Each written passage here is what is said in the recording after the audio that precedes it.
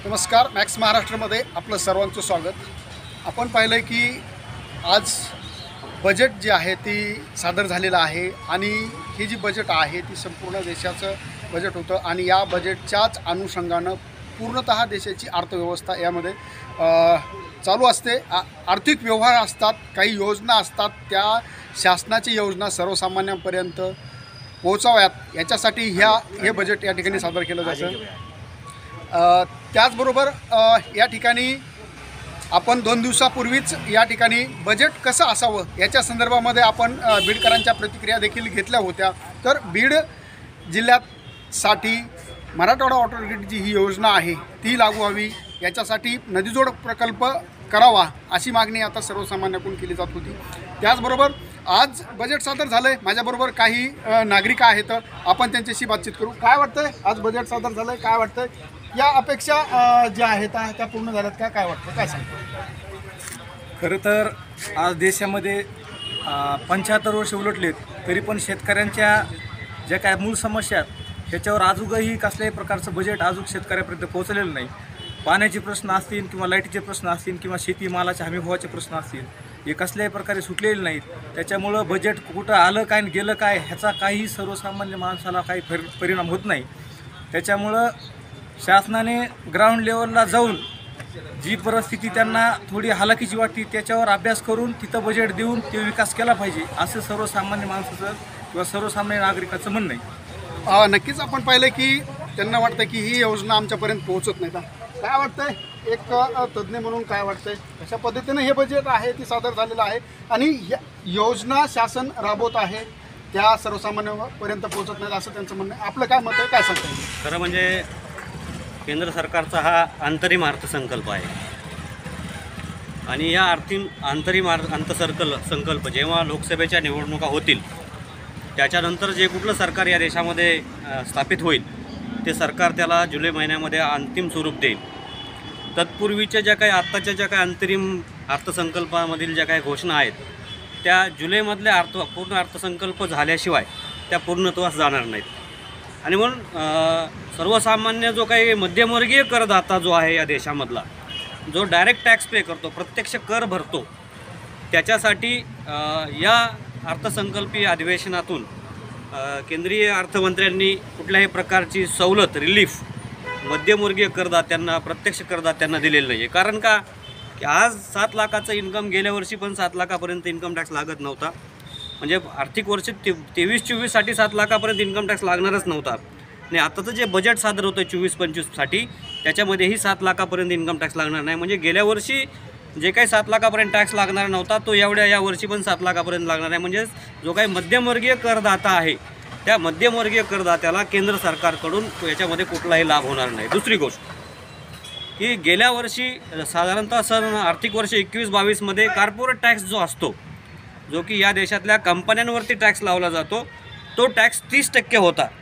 गेल्या वर्षीच्या अर्थसंकल्पानं तो टॅक्स 25%वरती आणला आणि या वर्षीच्या या अंतरिम अर्थसंकल्पानं हा टॅक्स 22%वरती आणला. म्हणजे एकीकडं मध्यमवर्गीय करदात्यांना कुठल्याही प्रकारची सवलत द्यायची नाही आणि दुसरीकडे जे काही ऑलरेडी गर्भश्रीमंत माणसं आहेत, भांडवलदार माणसं आहेत, यांना करांमधून अधिक सवलती द्यायच्या, त्यांना अधिक श्रीमंतीकडं ढकलायचं आणि गरिबांना त्या गरिबीमध्येच खितपत पडून द्यायचं, मध्यमवर्गीयांना मध्यमवर्गीयच राहून द्यायचं. अशा प्रकारचं हे अर्थसंकल्पीय केंद्र सरकारचं धोरण आहे. दुसरी गोष्ट राहिला प्रश्न अप्रत्यक्ष करांचा, इनडायरेक्ट टॅक्सेसचा. ज्या काही रोज मध्यमवर्गीयांच्या, सर्वसामान्यांच्या जगण्याच्या ज्या काही रोजच्या वस्तू आपण कन्झ्युम करतो, ग्रहण करतो, त्या वस्तूवरती जो काही GST आहे तो खरं म्हणजे कमी व्हायला पाहिजे आणि औद्योगिक इंडस्ट्रीयल वस्तूवरतीचा GST वाढला पाहिजे. तशा प्रकारची कुठलीही तरतुदी अर्थसंकल्पामध्ये केंद्रीय अर्थमंत्र्यांनी केलेली नाही. म्हणजे काय, एकीकडं डायरेक्ट टॅक्समधूनही सर्वसामान्यांकडून पैसे काढायचे आणि इनडायरेक्ट टॅक्सेसमधूनही सर्वसामान्यांकडूनच पैसे काढायचे, अशा प्रकारचं हे केंद्र सरकारचं सध्याचं अंतरिम अर्थसंकल्पाचं धोरण दिसतंय. दुसरी गोष्ट, शेतकऱ्यांसाठी जर बघितलं तर यावर्षी खताव आणि बी बियाणावरची सबसिडी पूर्णपणे संपवलेली आहे.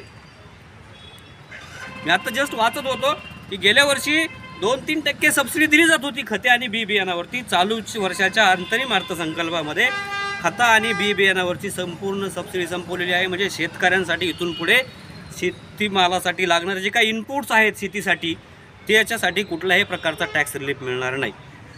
मोदी सरकारने येत असताना 100 स्मार्ट सिटीज वगैरे वगैरे, खरं म्हणजे बीडच्या अर्थसंकल्पाचा बीडच्या रेल्वेसाठी देखील अर्थसंकल्प यामध्ये फार काही मोठी तरतूद नाही आहे.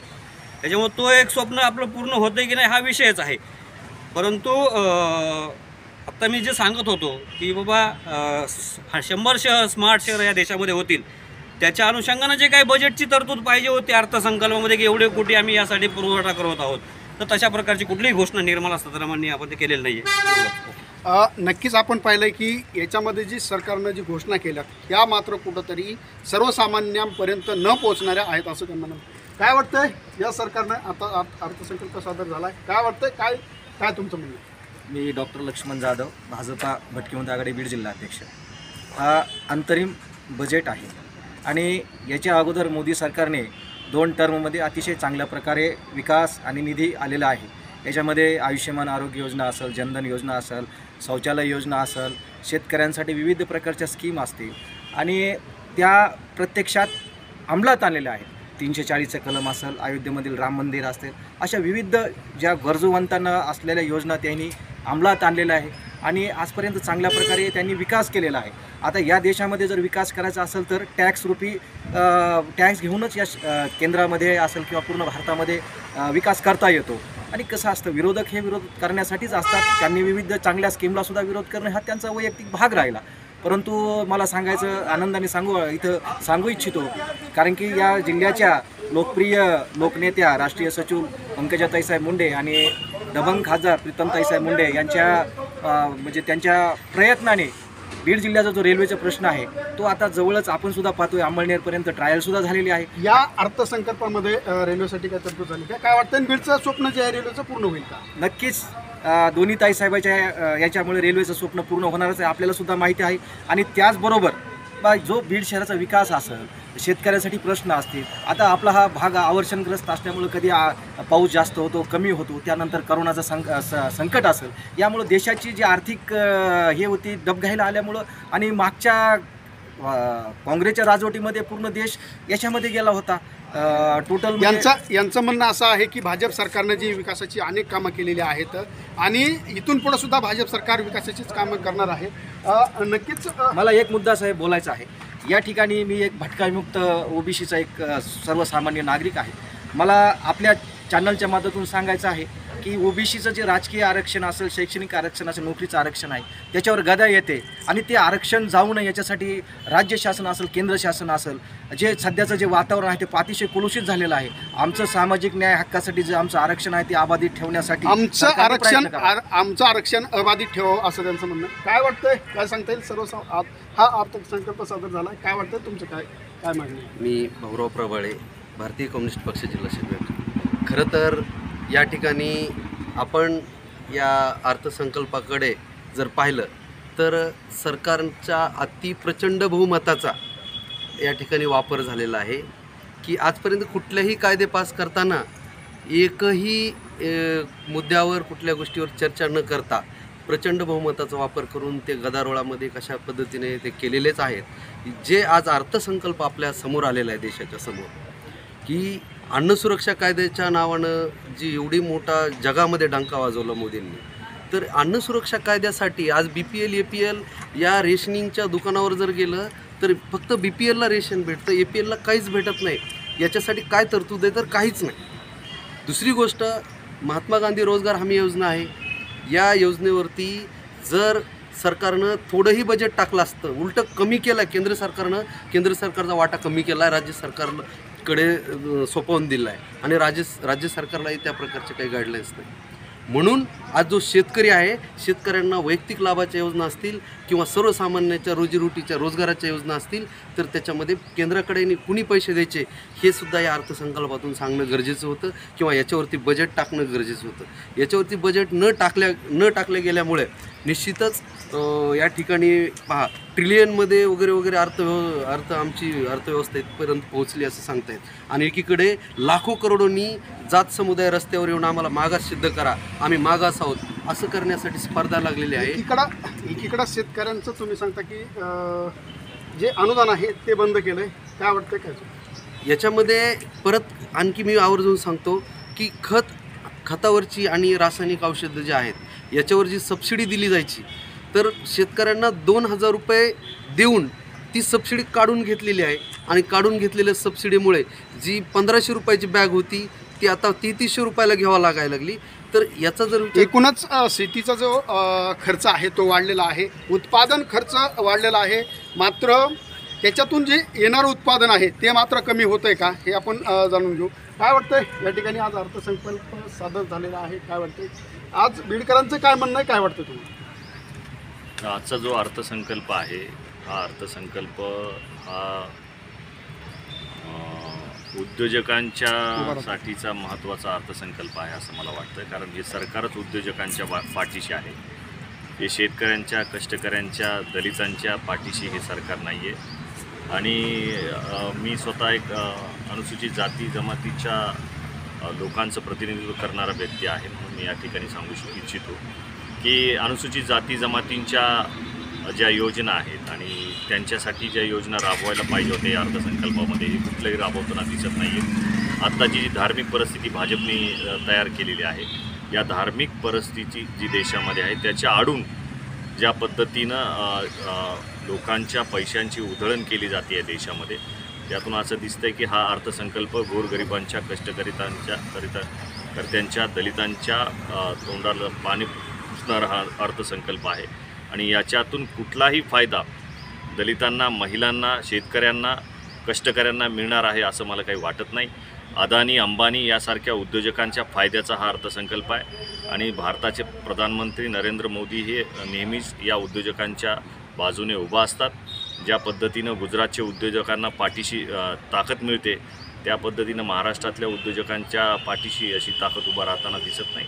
म्हणून हा अर्थसंकल्प जो आहे हा भाजपच्या येणाऱ्या लोकसभेच्या अनुषंगाने मांडलेला आहे असं मला त्या ठिकाणी वाटतं.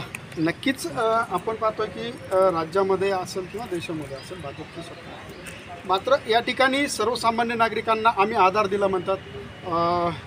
अनेक लोकांना गॅस सबसिडी असेल, गॅस प्रत्येक घरामध्ये त्यांनी वाटप केलं असं म्हणणं त्यांचं, आणि प्रत्येक लोकांना आम्ही अन्नधान्य फुकटमध्ये देतो असं सुद्धा जाहिरातीच्या माध्यमातून सांगितलं जातं. काय वाटतं? नाही, हे अन्नधान्य वाटप, रेशन वाटप आणि गॅसचं वाटप हे सगळं जनतेला सलाईनवर ठेवण्याचं काम आहे. हे यांना सलाईनवर ठेवतात आणि उद्योजकांना मोठी ताकद देतात.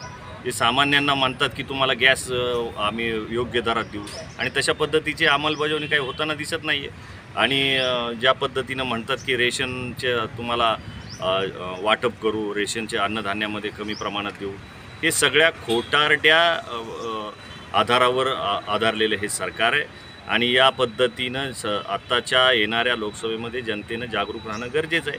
हे सरकार पुन्हा जर सत्तेत आलं तर भविष्य फार धोक्यात आहे सामान्य जनतेचं असं मला त्या ठिकाणी वाटतं. नक्कीच आपण बीडच्या बीडकरांच्या ज्या प्रतिक्रियात आपण ऐकलेल्या आहेत, आणि विशेष म्हणजे बीडवासियांसाठीचं जे स्वप्न आहे, रेल्वेचं स्वप्न असेल, मराठवाडा ऑटोरिटी असेल, बीड जिल्ह्यातील ऊसतोड कामगारांचा विषय असेल, अनेक प्रश्न अजूनही ऐरणीवर आहेत. त्यामुळं बीडकरांना नेमकं या बजेटमधून काय मिळलं हे आपण पाहिलेलं आहे. हरिदास तावरे, मॅक्स महाराष्ट्र, बीड.